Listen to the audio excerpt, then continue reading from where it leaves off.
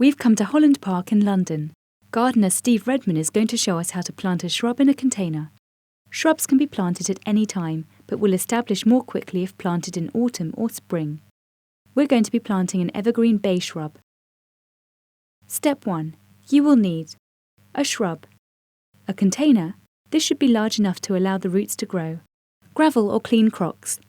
These are pieces of broken pottery which are placed at the bottom of the container to prevent waterlogging. You can also use pieces of polystyrene. Multi-purpose or container compost. A watering can with a rose attachment.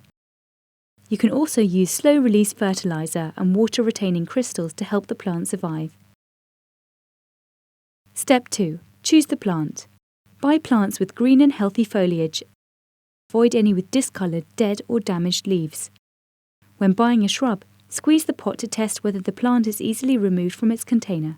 The compost should be moist and stay together when you remove the root ball. The roots shouldn't grow out of the base of the container. Step 3. Prepare the container.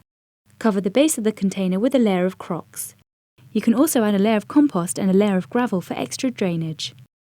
Add more compost until the container is about half full.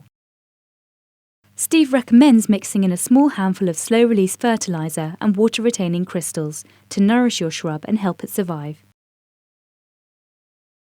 Step 4. Plant. To remove your plant from its original container, Steve recommends putting it on its side and gently squeezing the pot.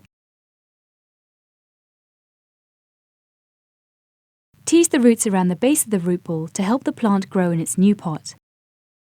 Place the shrub in the centre of the container. Add more compost around the shrub and firm it down with your fingers. The level of the compost around the shrub should be about 2 centimetres below the rim of the container. Step 5. Water. Although you can water your plants a few hours before planting, Steve prefers to water container plants after they've been planted to help the compost settle around the roots.